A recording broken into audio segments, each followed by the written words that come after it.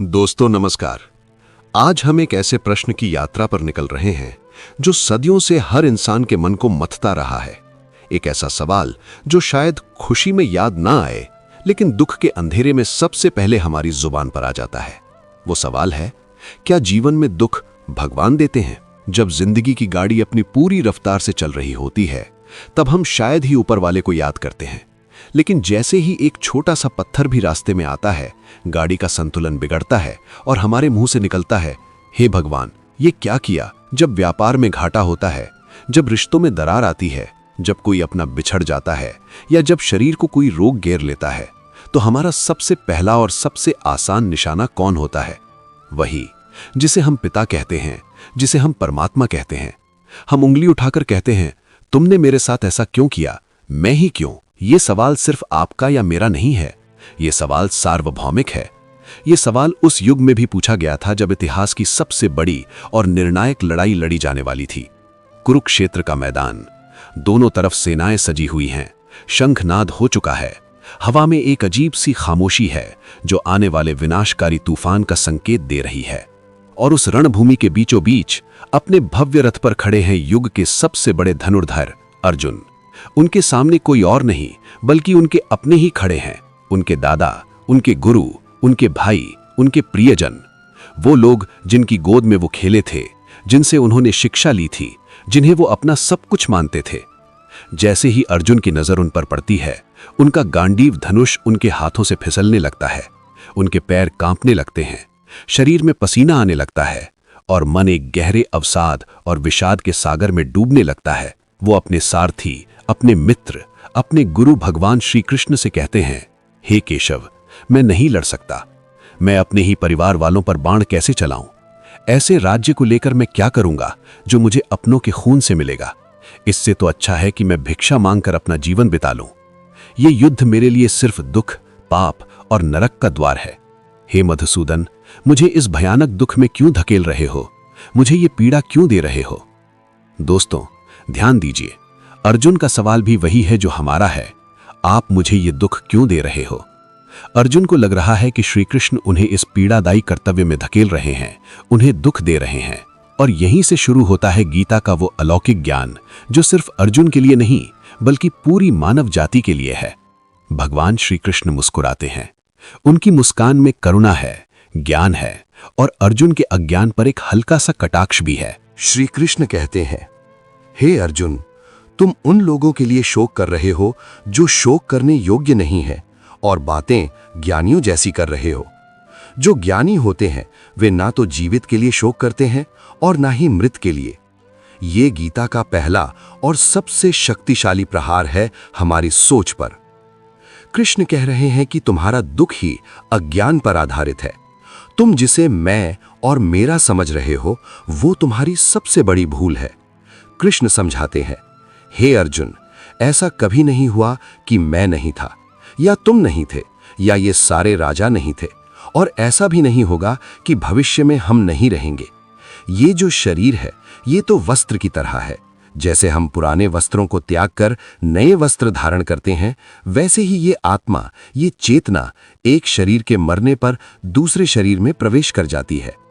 नैनम छिन्दन्ति शस्त्राणि नैनम दहति पावकः न चैनम क्लेदयन्त्यापो न शोषयति मारुतः। अर्थात इस आत्मा को ना तो कोई शस्त्र काट सकता है, ना आग जला सकती है, ना पानी इसे गीला कर सकता है और ना ही हवा इसे सुखा सकती है। ये आत्मा अजर है, अमर है, अविनाशी है। अब आप सोचिए, अगर हम सच में वो आत्मा हैं जिसे कोई मार नहीं सकता, जिसे कोई दुख छू नहीं सकता, तो फिर हमें दुख महसूस क्यों होता है? पीड़ा कहां से आती है? श्री कृष्ण आगे कहते हैं, हे कुंती पुत्र, सर्दी, गर्मी, सुख, दुख ये सब तो इंद्रियों और विषयों के संयोग से उत्पन्न होते हैं। ये आने जाने वाले हैं, अनित्य हैं। इसलिए हे भारत, तुम इन्हें सहन करना सीखो। इसे एक सरल उदाहरण से समझिए। आप एक सुंदर कार खरीदते हैं, आप उसे रोज साफ करते हैं, उसकी देखभाल करते हैं। एक दिन उस पर एक छोटी सी खरोंच आ जाती है। आपका मन बेचैन हो उठता है, आपको दुख होता है। क्यों? क्या खरोंच आपके शरीर पर लगी है? नहीं, खरोंच तो कार पर लगी है। लेकिन आपने उस कार से खुद को इतना जोड़ लिया, आपने मान लिया कि ये मेरी कार है, कि कार पर लगी खरोंच का दर्द आपको महसूस होने लगा। आपका दुख कार में नहीं, कार के साथ आपके मोह में, आपकी आसक्ति में है। यही अर्जुन कर रहे थे। वो भीष्म को मेरे दादा, द्रोण को मेरे गुरु के रूप में देख रहे थे। वो शरीरों से मोहित थे, रिश्तों से बंधे हुए थे, और इसी मोह, इसी आसक्ति के कारण उन्हें अपार दुख हो रहा था। भगवान उन्हें दुख नहीं दे रहे थे, बल्कि उनका मोह ही उनके दुख का कारण बना हुआ था। भगवान एक वैद्य की तरह है।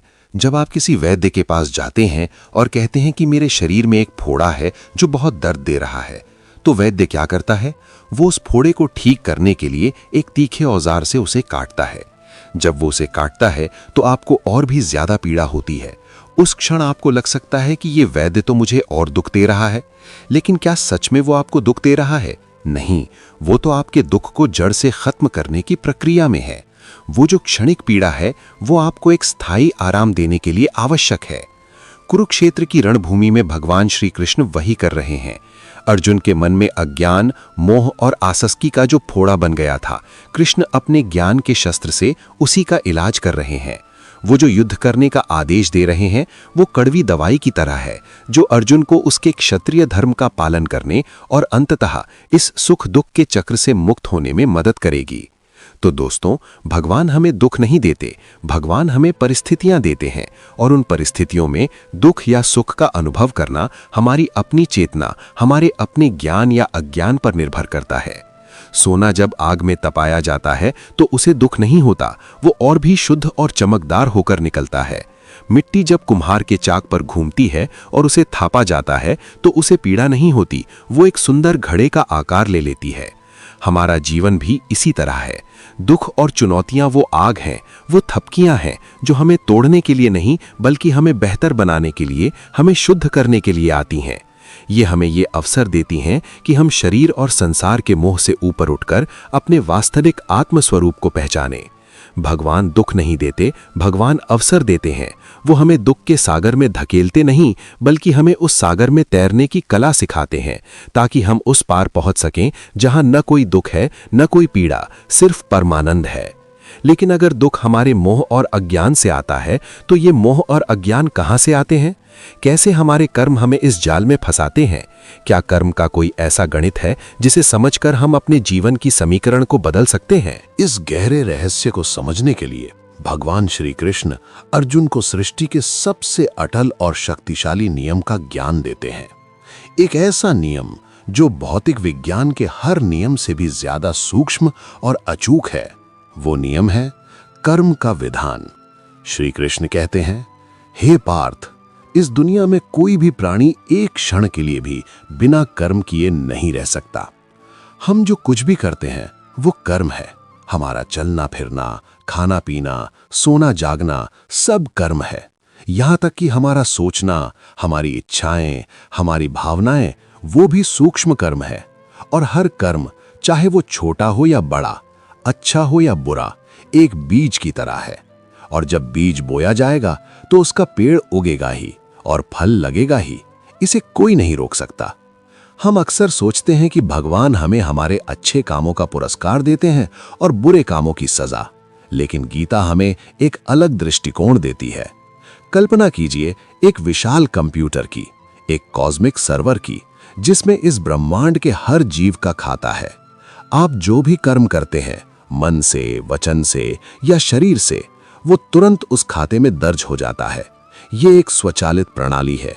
इसमें कोई पक्षपात नहीं है, कोई सिफारिश नहीं है। भगवान उस प्रणाली के निर्माता हैं, उस सर्वर के प्रशासक हैं, लेकिन वो हर एक के खाते में जाकर स्वयं कुछ लिखते या मिटाते नहीं हैं। ये प्रणाली अपने आप काम करती है। यही कर्म का सिद्धांत है। अब इस सिद्धांत को और गहराई से समझने के लिए कृष्ण हमें कर्मों के 3 प्रकारों के बारे में बताते हैं। और दोस्तों, अगर आपने इन 3 प्रकारों को समझ लिया तो आप अपने जीवन की हर अच्छी और बुरी घटना की पहेली को सुलझा लेंगे। पहला कर्म है संचित कर्म। संचित का अर्थ है इकट्ठा किया हुआ। ये हमारे अनगिनत जन्मों के कर्मों का एक विशाल भंडार है, एक अंतहीन गोदाम। सोचिए आपने पिछले जन्मों में और इस जन्म में अब तक जितने भी अच्छे बुरे कर्म किए हैं वो सब इस गोदाम में बीजों की बोरियों की तरह रखे हुए हैं। इसमें पुण्य के बीज भी हैं, पाप के बीज भी हैं, प्रेम के बीज भी हैं, घृणा के बीज भी हैं। हमें खुद भी नहीं पता कि इस गोदाम में हमने क्या क्या इकट्ठा कर रखा है, क्योंकि हमारी याददाश्त हर जन्म के साथ मिटा दी जाती है। ये एक ऐसा बैंक बैलेंस है जिसका हमें स्टेटमेंट भी नहीं मिलता, लेकिन जिसका हर एक पैसा हमारा ही है। दूसरा कर्म है प्रारब्ध कर्म। प्रारब्ध का अर्थ है जो फल देने के लिए आरंभ हो चुका है। ये संचित कर्म के विशाल गोदाम में से निकाले गए कुछ बीजों का एक छोटा सा थैला है जो हमें इस जन्म में भोगने के लिए दिया गया है। जब हमारी आत्मा एक नया शरीर धारण करती है तो इसी प्रारब्ध के आधार पर यह तय होता है कि हमारा जन्म किस परिवार में होगा, हमें कैसे माता पिता मिलेंगे, हमारा शरीर स्वस्थ होगा या रोगी, हम अमीर होंगे या गरीब, हमारी बुद्धि कैसी होगी। यही वो कर्म है जिसे हम किस्मत या भाग्य कहते हैं। जब हम देखते हैं कि एक बच्चा सोने का चम्मच लेकर पैदा हुआ है और दूसरा सड़क पर, तो हमें लगता है कि भगवान पक्षपात कर रहे हैं। नहीं, ये भगवान का पक्षपात नहीं, ये उन दोनों आत्माओं का अपना अपना प्रारब्ध कर्म है। उन बीजों का फल है जो उन्होंने अपने पिछले जन्मों में बोए थे। प्रारब्ध वो पटकथा है जो जन्म से पहले ही लिख दी गई है और इस जीवन के नाटक में हमें उस पर अभिनय करना ही पड़ता है। आप इसे बदल नहीं सकते। जैसे धनुष से निकला हुआ तीर वापस नहीं आ सकता, वैसे ही प्रारब्ध को भोगा ही जा सकता है, उससे भागा नहीं जा सकता। और तीसरा और सबसे महत्वपूर्ण कर्म है क्रियमाण कर्म। क्रियमाण का अर्थ है जो अभी किया जा रहा है। ये हमारे इस जन्म के इस क्षण के कर्म हैं, जिन्हें करने के लिए हम पूरी तरह से स्वतंत्र हैं। यही हमारी स्वतंत्र इच्छा या फ्री विल है। प्रारब्ध ने हमें जीवन का मैदान तो दे दिया, लेकिन उस मैदान पर खेलना कैसे है ये हमारे हाथ में है। इसे एक उदाहरण से समझिए। मान लीजिए आपके प्रारब्ध के कारण आपको एक नौकरी से निकाल दिया गया। ये धनुष से निकला हुआ तीर है, आप इसे रोक नहीं सकते। ये घटना घट चुकी है। अब आपके पास क्रियमाण कर्म करने की स्वतंत्रता है। आप चाहें तो अवसाद में डूब जाएं, अपनी किस्मत और भगवान को कोसते रहें, शराब में डूब जाएं और अपना जीवन बर्बाद कर लें। ये आपका एक क्रियमाण कर्म होगा जिसका बीज आपके संचित खाते में जमा होगा और भविष्य में कड़वा फल बनकर आपके सामने आएगा। या फिर आप इस चुनौती को एक अवसर के रूप में देखें। आप अपनी गलतियों से सीखें, अपनी काबिलियत को और निखारें और पहले से भी ज्यादा मेहनत के साथ एक नई और बेहतर नौकरी की तलाश करें। ये भी आपका एक क्रियमाण कर्म होगा जिसका बीज भी आपके संचित खाते में जमा होगा और भविष्य में मीठा फल बनकर आपके सामने आएगा। भगवान श्री कृष्ण अर्जुन को यही समझा रहे हैं। हे अर्जुन, ये युद्ध तुम्हारा प्रारब्ध है। तुम एक क्षत्रिय कुल में जन्मे हो, तुम्हारे सामने अधर्म खड़ा है और एक योद्धा के रूप में इस युद्ध का सामना करना तुम्हारी नियति है। तुम इससे भाग नहीं सकते। लेकिन इस युद्ध को लड़ना कैसे है, ये तुम्हारा क्रियमाण कर्म है। तुम इसे मोह, अहंकार और फल की इच्छा के साथ लड़ सकते हो, जिससे तुम पाप और बंधन में पड़ जाओगे। या फिर तुम इसे अपना धर्म और कर्तव्य समझकर बिना किसी आसक्ति के, जय पराजय की चिंता किए बिना एक साक्षी भाव से लड़ सकते हो। ऐसा करने से तुम कर्म के बंधन से मुक्त हो जाओगे। तो दोस्तों, जब जीवन में कोई दुख आता है, कोई अप्रिय घटना घटती है, तो वो अक्सर हमारा प्रारब्ध होता है, हमारे ही अतीत का एक पन्ना जो आज हमारे सामने खुल गया है। इसमें भगवान का कोई दोष नहीं है। वो तो बस एक निष्पक्ष जज की तरह हमारे ही किए हुए कर्मों का फल हमें सौंप रहे हैं। लेकिन उस दुख पर प्रतिक्रिया कैसे करनी है, उस चुनौती का सामना कैसे करना है, ये हमारा क्रियमाण कर्म है और यहीं पर हमारी असली परीक्षा है। यहीं पर हमें अपनी तकदीर को दोबारा लिखने का मौका मिलता है। भगवान हमें दुख नहीं देते, भगवान हमें चुनाव की स्वतंत्रता देते हैं। हर पल, हर क्षण वो हमें ये अवसर देते हैं कि हम अपने वर्तमान कर्मों से अपने भविष्य को उज्जवल बना लें। लेकिन ये करना इतना आसान क्यों नहीं है? क्यों हम जानते हुए भी बार बार गलत चुनाव कर लेते हैं? क्यों हम मोह और क्रोध के जाल में फंस जाते हैं? हमारे कर्मों को कौन सी शक्तियां प्रभावित करती हैं? इसका रहस्य छिपा है प्रकृति के 3 गुणों, सत्व, रजस और तमस में, जो एक कठपुतली वाले की तरह हमारी भावनाओं और कर्मों की डोर को खींचते हैं। ये तीन गुण क्या है और ये हमारे सुख दुख को कैसे नियंत्रित करते हैं? इसका उत्तर भगवान श्री कृष्ण एक ऐसे रहस्य को खोल कर देते हैं जो इस सृष्टि का सबसे मूलभूत ढांचा है।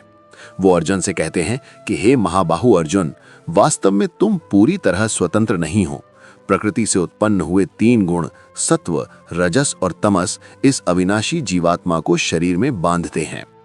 दोस्तों, ये तीन गुण क्या हैं? इन्हें समझने के लिए कल्पना कीजिए कि आप एक सफेद पर्दे की तरह हैं, शुद्ध, शांत, निर्मल। ये आपका वास्तविक स्वरूप है, आपकी आत्मा।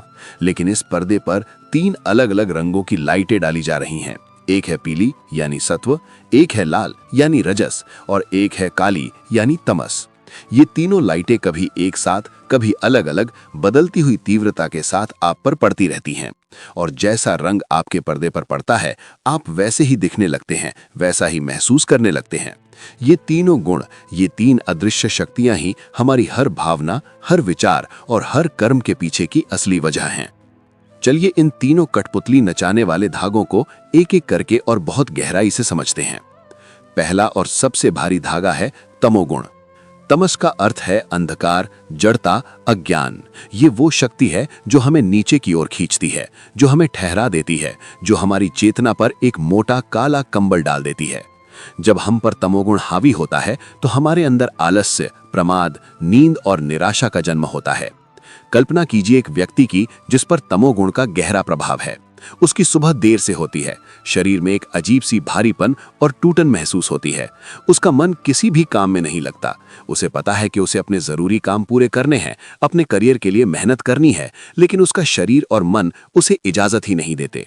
वो हर काम को कल पर टाल देता है और वो कल कभी नहीं आता। उसे ज्ञान की बातें, प्रेरणा की बातें उबाऊ लगती हैं। उसका मन सिर्फ व्यर्थ के मनोरंजन, अत्यधिक नींद या नशे जैसी चीजों में लगता है जो उसकी चेतना को और भी ज्यादा सुला दें। जब ऐसे व्यक्ति के जीवन में कोई दुख या चुनौती आती है, मान लीजिए उसकी नौकरी चली गई, जैसा हमने पिछले भाग में उदाहरण लिया था, तो उसकी प्रतिक्रिया क्या होगी? वो कर्महीन हो जाएगा, वो बिस्तर पकड़ लेगा, वो कहेगा मेरी तो किस्मत ही खराब है, अब कुछ नहीं हो सकता, भगवान मेरे ही दुश्मन है। वो प्रयास करना छोड़ देगा और अवसाद के गहरे अंधकार में डूबता चला जाएगा। वो समस्या का समाधान खोजने के बजाय खुद समस्या का हिस्सा बन जाएगा। भगवान कृष्ण कहते हैं कि तमोगुण अज्ञान से उत्पन्न होता है और सभी देहधारियों को मोह में डालता है। ये हमें हमारे कर्तव्य से भटकाता है, हमारी बुद्धि को ढक लेता है और हमें एक जीवित लाश की तरह बना देता है। ये वो जहर है जो धीरे धीरे हमारी सारी ऊर्जा और जीवन की इच्छा को खत्म कर देता है। अब आते हैं दूसरे सबसे चंचल धागे पर, रजोगुण। रजस का अर्थ है गति, क्रिया, जुनून और वासना। ये वो शक्ति है जो हमें कर्म करने के लिए प्रेरित करती है। ये ऊर्जा का स्रोत है। दुनिया में जितनी भी हलचल है, जितनी भी दौड़ धूप है, जितनी भी रचना और निर्माण है, वो सब रजोगुण की ही देन है। ये तमोगुण के अंधकार से तो बेहतर है, लेकिन ये आग की तरह है। अगर ये नियंत्रण में रहे तो प्रकाश और ऊर्जा देती है, लेकिन अगर ये बेकाबू हो जाए तो सब कुछ जलाकर राख कर देती है। जब हम पर रजोगुण हावी होता है तो हमारे अंदर असीमित इच्छाएं, महत्वाकांक्षा, लोभ और कर्म फल के प्रति तीव्र आसक्ति पैदा होती है। एक रजोगुणी व्यक्ति की कल्पना कीजिए। वो सुबह 4 बजे उठ जाएगा, लेकिन भगवान का नाम लेने के लिए नहीं, बल्कि अपने प्रतिद्वंदी से आगे निकलने की योजना बनाने के लिए। वो दिन रात काम करता है। क्यों? क्योंकि उसे और पैसा चाहिए, और बड़ा पद चाहिए, और ज्यादा प्रसिद्धि चाहिए। उसकी खुशी इस बात पर निर्भर करती है कि उसे क्या मिला। जब उसका लक्ष्य पूरा होता है तो उसे एक तीव्र सुख का अनुभव होता है, लेकिन वो सुख क्षणिक होता है, क्योंकि एक लक्ष्य पूरा होते ही उसका मन 10 नए लक्ष्यों के पीछे भागने लगता है। उसकी पूरी जिंदगी एक अंतहीन दौड़ बन जाती है। जब ऐसे व्यक्ति की नौकरी जाती है तो उसकी प्रतिक्रिया क्या होगी? वो क्रोध और ईर्ष्या से भर जाएगा। मेरे बॉस ने मेरे साथ अन्याय किया, उस दूसरे सहकर्मी को मुझसे ज्यादा क्यों पसंद किया गया? मैं उन्हें दिखा दूंगा कि मैं क्या चीज हूं। वो गुस्से और अहंकार की ऊर्जा से भरकर रात दिन एक करके नई नौकरी ढूंढेगा। वो शायद सफल भी हो जाएगा और पहले से भी ज्यादा पैसे वाली नौकरी पालेगा। बाहर से देखने पर लगेगा कि उसने तरक्की कर ली, लेकिन अंदर से वो अभी भी अशांत है, बेचैन है और असुरक्षित है। उसका सुख और दुख अभी भी बाहरी परिस्थितियों का गुलाम है। भगवान कृष्ण कहते हैं कि रजोगुण कर्म और उसके फल के प्रति आसक्ति से आत्मा को बांधता है। ये हमें कभी संतुष्ट नहीं होने देता, हमें हमेशा एक मृग तृष्णा के पीछे दौड़ाता रहता है और अंत में हमें थकावट, तनाव और निराशा के सिवा कुछ नहीं मिलता। और अब आते हैं तीसरे और सबसे निर्मल धागे पर, सत्व गुण। सत्व का अर्थ है शुद्धता, प्रकाश, ज्ञान और शांति। ये वो शक्ति है जो हमें ऊपर की ओर उठाती है। ये हमारे मन को शांत, हमारी बुद्धि को निर्मल और हमारे हृदय को करुणा से भर देती है। जब हम पर सत्व गुण हावी होता है तो हम एक स्वाभाविक सुख और शांति का अनुभव करते हैं। ये सुख किसी बाहरी चीज को पाने से नहीं मिलता, ये हमारे अंदर से ही उपजता है। हमारा मन ज्ञान प्राप्त करने में, दूसरों की मदद करने में, अपने कर्तव्य का शांतिपूर्वक पालन करने में लगता है। एक सत्वगुणी व्यक्ति की कल्पना कीजिए। वो अनुशासित है लेकिन कठोर नहीं, वो शांत है लेकिन आलसी नहीं, वो कर्म करता है लेकिन फल की चिंता से मुक्त होकर। जब उसकी नौकरी चली जाती है तो उसकी प्रतिक्रिया क्या होगी? वो उस स्थिति को शांति से स्वीकार करेगा। वो सोचेगा, ये मेरे प्रारब्ध कर्म का फल है, इसमें किसी का दोष नहीं है, अब मेरा क्या कर्तव्य है।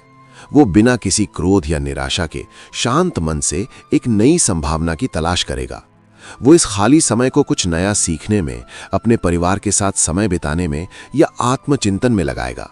उसे विश्वास होता है कि जो होता है अच्छे के लिए होता है। उसकी खुशी परिस्थितियों पर निर्भर नहीं करती, इसलिए कोई भी चुनौती उसकी आंतरिक शांति को भंग नहीं कर सकती। लेकिन यहां कृष्ण एक बहुत गूढ़ बात कहते हैं। वो कहते हैं कि सत्वगुण भी आत्मा को बांधता है। ये लोहे की जंजीर नहीं, बल्कि सोने की जंजीर है।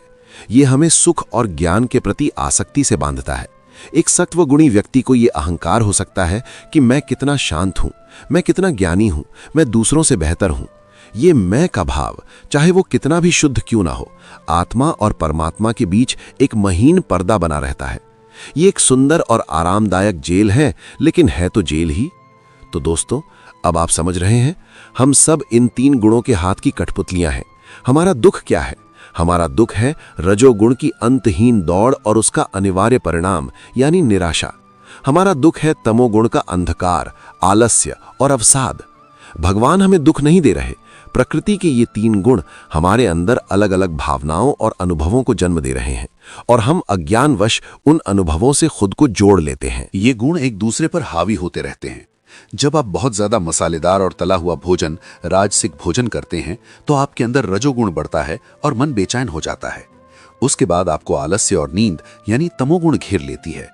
और जब आप हल्का, सादा और ताजा भोजन यानी सात्विक भोजन करते हैं तो आपका मन शांत और प्रसन्न, सत्वगुण रहता है। एक ही दिन में हम इन तीनों गुणों के चक्र में घूमते रहते हैं। सुबह उठकर पूजा पाठ करना सत्वगुण है, ऑफिस पहुंचने की हड़बड़ी और ट्रैफिक पर गुस्सा करना रजोगुण है, दोपहर में भारी भोजन के बाद नींद आना तमोगुण है, शाम को किसी की मदद करना फिर से सत्वगुण है। ये एक अंतहीन चक्र है। तो क्या इस चक्र से बाहर निकलने का कोई रास्ता नहीं है? क्या हम जीवन भर इन तीन धागों पर नाचने के लिए मजबूर हैं? नहीं, भगवान श्री कृष्ण कहते हैं कि जो व्यक्ति इन तीनों गुणों के खेल को समझ लेता है, जो ये जान लेता है कि कर्ता मैं नहीं बल्कि ये गुण है, और जो खुद को इन सब से अलग एक साक्षी के रूप में स्थापित कर लेता है, वो इन गुणों से परे चला जाता है। वो गुणातीत हो जाता है। वो उस स्थिति को प्राप्त कर लेता है जहां सुख दुख, मान अपमान, सर्दी गर्मी सब एक समान हो जाते हैं। वो जीवन मृत्यु के चक्र से मुक्त हो जाता है और परमानंद को प्राप्त करता है। तो अब सबसे बड़ा सवाल यह है कि इस गुणातीत अवस्था को प्राप्त कैसे किया जाए। एक आम इंसान जो इस दुनिया की भाग दौड़ में लगा हुआ है, वो कैसे इन तीन शक्तिशाली गुणों को लांघ सकता है? वो कौन से व्यवहारिक तरीके हैं, वो कौन से योग हैं जिन्हें अपनाकर अर्जुन की तरह हम भी अपने जीवन के कुरुक्षेत्र में विजयी हो सकते हैं? इसका उत्तर भगवान श्री कृष्ण अर्जुन को देते हैं, और वही उत्तर आज हमारे लिए भी उतना ही प्रासंगिक है। भगवान कहते हैं, हाँ अर्जुन, एक नहीं बल्कि अनेक मार्ग हैं, और वो हमें तीन मुख्य मार्गों का परिचय कराते हैं। ये तीन मार्ग हैं कर्मयोग, भक्ति योग और ज्ञान योग। ये तीन अलग अलग रास्ते नहीं हैं, बल्कि एक ही मंजिल तक पहुंचने के तीन परस्पर जुड़े हुए प्रवेश द्वार हैं। आपकी प्रकृति, आपके स्वभाव के अनुसार आप किसी भी एक द्वार से प्रवेश कर सकते हैं। चलिए इन तीनों मार्गों को बहुत ही व्यावहारिक और सरल तरीके से समझने की कोशिश करते हैं।